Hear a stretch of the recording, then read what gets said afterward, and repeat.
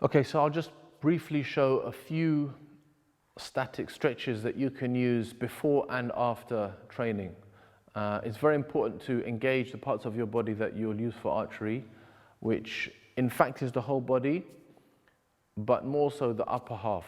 So if you start with your hands and your wrists, for example, so if you intertwine your fingers, you push your palms out, and you just try to stretch forward as much as you can. You do the same to the side,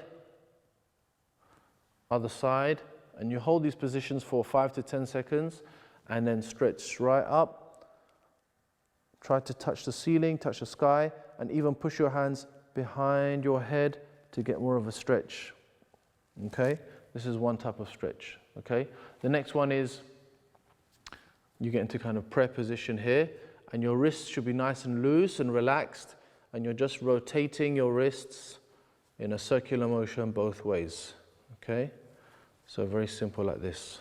Okay, another one is one arm across the body, holding your elbow and pulling it into your chest, holding this position. This helps to stretch the back of the arm, the tricep, the shoulder. Same with the other arm. Okay, it's always important to do stretches on both sides of the body and to be symmetrical and balanced, okay? Another one is grab your elbow and pull your hand behind your head. Try to keep your head straight and try to feel the stretch down here. Okay, same with the other one. You swap, hand behind the head, hold that position. Okay, very good one is if your arms are stretched out and you're literally just rotating your arms, keeping your shoulders, your elbow, your wrist level, and just twisting until it starts to burn a little bit. Okay. Another good one is same position here, but one hand up and one hand down. So you kind of look like a scarecrow. And what you're going to do is just rotate your hands and your elbow in this position. So you're going to just one hand up, one hand down. If you notice, my elbow, my shoulder always stay level. So I'm not dropping my elbow.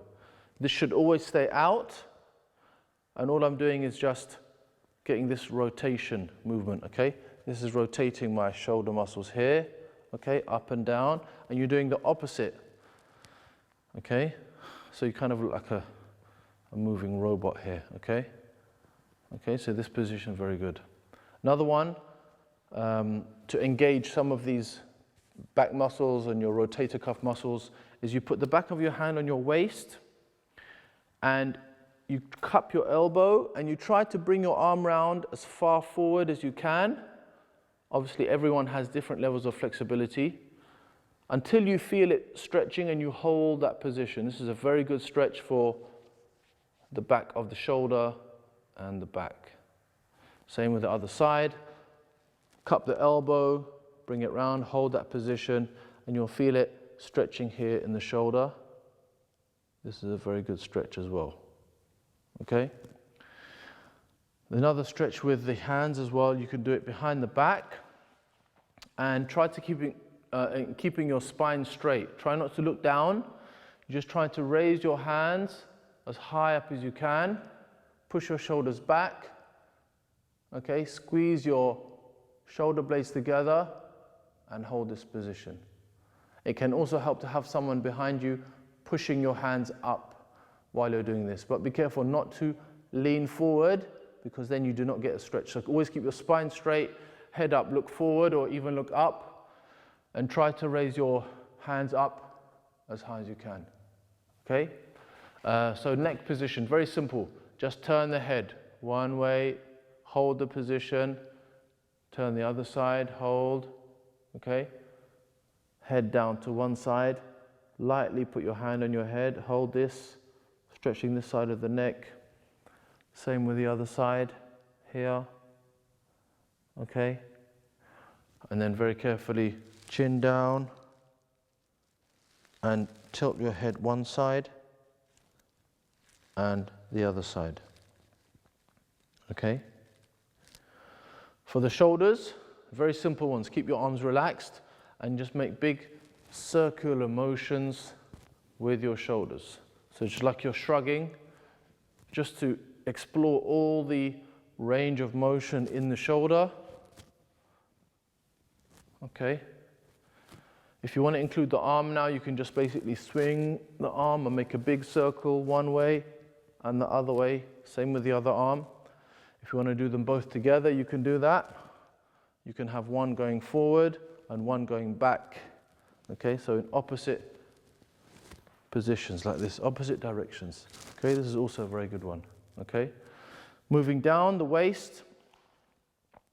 If you think of keeping your hands, elbows up, and you're just twisting, engaging the waist, and as you twist, it's important to have like a golfer's swing on the leg. So you're coming onto the ball of your foot, swinging around. Otherwise, you put too much pressure on your knee.